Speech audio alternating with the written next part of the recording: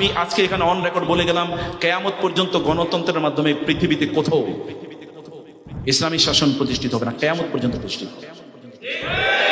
কারণ এটা পদ্ধতি নাই, আপনি এই পদ্ধতি কেমনি প্রতিষ্ঠা করবেন? আপনি যে সিস্টেমের মধ্যে একটা বিল্ট ইন ডিফেক্ট আছে, সেটা যে আপনি কিভাবে দিন কায়েম করবেন? এটা তো পদ্ধতি, এর মধ্যে ডিফেক্ট আছে। আপনি যদি খেলাফতের প্রশ্ন বলেন বাংলাদেশে, তো এখন কি বলছে? আপনার ডক্টর ইউনূসকে কে বসাইছে? কোন ভোটে? তত্ত্বাবধায়ক সরকারের কারা নির্বাচন করছে? কোন ভিত্তিতে? কে? পপুলার ভোট দিয়েছে কে?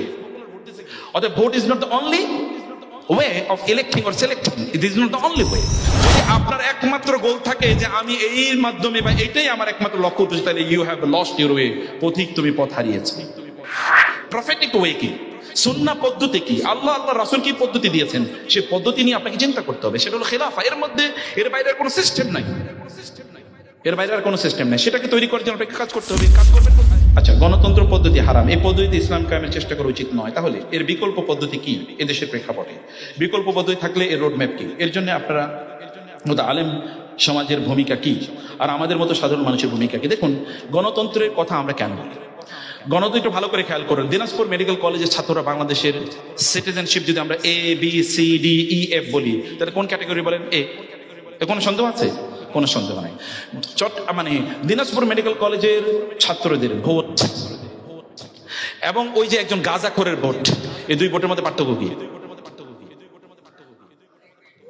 হ্যাঁ, কোন ইলেকশন হচ্ছে, একটা লোক ওইখানে ভোটে দাঁড়াইছে, আপনিও ভোট দিলেন, একজন গাঁজাখোরও ভোট দিলেন, ভোটে জিতবে কে? যে ভোট বেশি পাইছে সে কি জিতবে না? গাঁজাখোর হলো দুইজন আর আপনি ভালো মানুষ হলো একজন। আপনার লেভেলটা ওই গাঁজাখোর 1000 কোটি গাঁজাখোর হলো, আপনার কি খোর হলো কি? আপনার লেভেলে আসতে পারবে না। কিন্তু ভোটে জিতছে কে? গাঁজাখোররা জিতলো না? জিতলো কিনা? তাহলে আপনি যে সিস্টেমের মধ্যে একটা বিল্ট ইন ডিফেক্ট আছে, সেটা যে আপনি কিভাবে দিন কায়েম করবেন? এটা তো পদ্ধতি না, এর মধ্যে ডিফেক্ট আছে। অতএব এই পদ্ধতিতে, এইটা তো আল্লাহ রাসূল এটা করেন নাই। আচ্ছা, এখন বলেন বাংলাদেশে আপনারা বলবেন যে এখন তাইলে কেমনে চলছে? আচ্ছা, বাংলাদেশের খেলাফত কেমনে চলবে? এখন কেমনে চলতেছে? মানে আপনি যদি খেলাফতের প্রশ্ন বলেন বাংলাদেশে, তো এখন কি চলছে? আপনার ডক্টর ইউনূসকে কে বসাইছে? কোন ভোটে? আচ্ছা, এর আগে যখন 9/11 বা ইত্যাদি অথবা অন্য কোনো সময়ও তত্ত্বাবধায়ক সরকার যখন ছিল, যেটার কথা আমরা বলেছি, তত্ত্বাবধায়ক সরকারের কারা নির্বাচন করছে? কোন ভিত্তিতে? কে? পপুলার ভোট দিয়েছে কে? অর্থাৎ vote is not the only way of electing or selecting, it is not the only way, there are many other ways, এবং সেই ওয়েসটা সেটা ম্যান্ডেটেড হতে হবে। গণতন্ত্রের আরো অনেক প্রবলেম আছে, সেই প্রবলেমের দিকে আমি যাচ্ছি না, বহু প্রবলেম আছে। এটা তো মুসলমানদের, আমি আজকে এখানে অন রেকর্ড বলে গেলাম, কিয়ামত পর্যন্ত গণতন্ত্রের মাধ্যমে পৃথিবীতে কোথাও ইসলামী শাসন প্রতিষ্ঠিত হবে না, কিয়ামত পর্যন্ত প্রতিষ্ঠিত হবে। কারণ এটা পদ্ধতি নাই, আপনি এই পদ্ধতি কেমনি প্রতিষ্ঠা করবেন?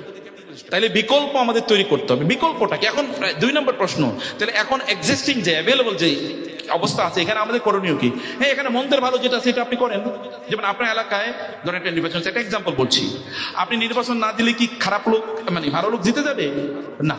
তো ফলে যেহেতু এলাকায় নির্বাচন হচ্ছে, আপনি যদি মনে করেন যে আমি এই লোকটা ভালো, আমি একে সাপোর্ট করতে চাই, যদি এটা আপনি করতে চান, তাহলে ad-daruratu tubihul mahdurat, ad-daruratu tuqaddaru biqadariha, এগুলো অনেক ইস্যু আছে যে দরুরত যদি প্রয়োজন হয় তাহলে কিছু কিছু হারাম জিনিস ক্ষণিকের জন্য হালাল হয়ে যায়। যদি আপনি মনে করেন যে না, এখানে আমাদের একটা বৃহত্তর বা লেসার ইভিল, আরবিতে বলা হয় যে আখাফুদ দরারাইন, মানে দুটো জিনিস হারাম নিষিদ্ধ, কিন্তু এর মধ্যে একটা একটু কম আর একটা একটু বেশি, তাহলে আপনি যেটা কম এটা আপনি গ্রহণ করতে পারেন, কারণ দুটার যে কোনো একটা আপনাকে গ্রহণ করতেই হবে। সেক্ষেত্রে শরিয়ার উসুলুল ফিকহের মানদণ্ড হলো আখাফুদ দরারাইন, লেসার ইভিল আপনি গ্রহণ করতে পারেন। অথবা আপনি এটা করেন যে ঠিক আছে, আমার তো এখন আর কিছু করার নাই, আমি এটা করলাম। এটা হলো 2 নম্বর ইস্যু। কিন্তু 3 নম্বর ইস্যু কি? যদি আপনার একমাত্র গোল থাকে যে আমি এই মাধ্যমে বা এটাই আমার একমাত্র লক্ষ্য উদ্দেশ্য, তাহলে you have lost your way, পথিক তুমি পথ হারিয়েছো। বুঝতে পেরেছেন? তাহলে পথিক তুমি পথ হারিয়েছো। আপনার ভেতর থেকে বার্নিং থাকতে হবে প্রফেটিক ওয়ে কি, সুন্নাহ পদ্ধতি কি, আল্লাহ রাসূল কি পদ্ধতি দিয়েছেন, সেই পদ্ধতি নিয়ে আপনাকে চিন্তা করতে হবে। সেটা হলো খেলাফা। এর মধ্যে এর বাইরে কোনো সিস্টেম নাই, এর বাইরে আর কোনো সিস্টেম নেই। সেটাকে তৈরি করার জন্য আপনাকে কাজ করতে হবে। কাজ করবেন কোথায়? এই যে আপনাদেরকে বলেছি, শরিয়া বেসড মেডিকেল কলেজ তৈরি করেন, শরিয়া বেসড হসপিটাল তৈরি করেন, আপনারা করবেন। শরিয়া বেসড হসপিটাল, শরিয়ার কত মূল্য জানেন? শরিয়ার চেয়ে বড় পণ্য, আমি সরি বলছি, শরিয়ার চেয়ে ভালো কোনো পণ্য এই পৃথিবীতে নাই। আপনি বলেন তো, যে ব্যাংকগুলো শরিয়া বেসড, এগুলো কি ভালো চলতেছে না খারাপ চলতেছে? এক নম্বরে আপনি বলেন যে সকল হসপিটাল গুলো বাংলাদেশে যেগুলো শরিয়া মেনটেন করছে ওগুলো সবচেয়ে বেশি পপুলার, নাকি যেগুলো মেনটেন করতেছে না এগুলো পপুলার? যেগুলো মেনটেন করছে এগুলো পপুলার, এগুলো সবচেয়ে এগিয়ে যাচ্ছে। একটা নেগেটিভ এনভায়রনমেন্টে এগুলো এগিয়ে যাচ্ছিল, এখন পজিটিভ এনভায়রনমেন্ট আরো এগোবে না? আপনারা করেন, আপনার সেরকম এনভায়রনমেন্ট, আপনারা ওই কাজ করেন, এগুলো আপনারা ভাবেন, এগুলো আপনারা চিন্তা করেন, আপনাদের সেই সুযোগ আছে। অতএব এইটা তাহলে আপনি শরিয়া বেসড ইকোনমি করেন, শরিয়া বেসড সোসাইটি করেন, আপনারা নিজেরা ভালো জানেন, আপনারা নিজেরা বলেন যে আমি ইসলামী রাষ্ট্র যদি হয় কখনো, আমি সেই রাষ্ট্রের প্রধানমন্ত্রী হওয়ার মতো যোগ্যতা অর্জন করতে চাই। এভাবে নিজেদেরকে তৈরি করেন, এরপরে দেখা যাবে। এখন আমরা কাকে দায়িত্ব দেবো? এত দায়িত্ব দেওয়ার মতো লোক নাই, রাষ্ট্র তো পরিচালনাই করতে পারছেন না, দেখেন না?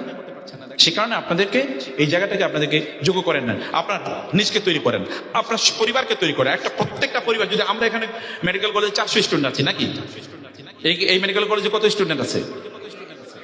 হ্যাঁ, 1000 স্টুডেন্ট আছে। এর মধ্যে যদি আমাদের অমুসলিম ভাই বোনদের বাদও দেই, 100-200 যদি বাদও দেই, তাহলে বাকি 600-700-800 তো মুসলমান। এই 800 ফ্যামিলি যদি দিনদার হয়ে যায়, তাহলে কতগুলো ফ্যামিলি ইম্প্যাক্টেড হবে বলেন তো? হিউজ।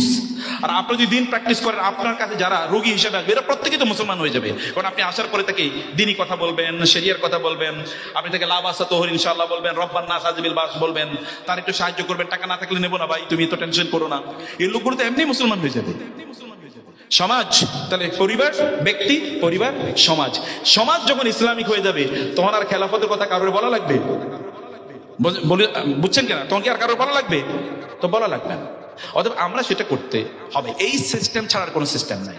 আরেকটা সিস্টেম আছে যেটা বলবেন, হ্যাঁ, সুলাইমান আলাইহিস সালাম যেমন সাবার রানী, মানে সাবা অঞ্চলকে তিনি দিনী শাসন অধীনে নিয়ে এসেছেন, কেউ যদি ওরকম করতে পারে, যেমন ডক্টর ইউনূসের মতো এরকম হয়তো কোনো একটা জায়গায় গিয়ে দাঁড়াইলো, যদি করতে পারে তাহলে ভালো, মাশাআল্লাহ, যে আমি ওরকম একটা জায়গা।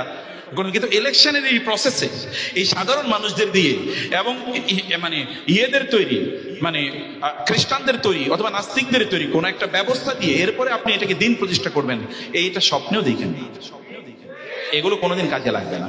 এটা আমাদের এক্সপেরিয়েন্স। আমি কমপক্ষে গোটা পৃথিবী নিয়ে স্টাডি করি কমপক্ষে 25 বছর, যখন থেকে শিক্ষকতা করি, আমি দেখেছি কোথাও সম্ভব হয়নি, হবে না। আচ্ছা ভাই,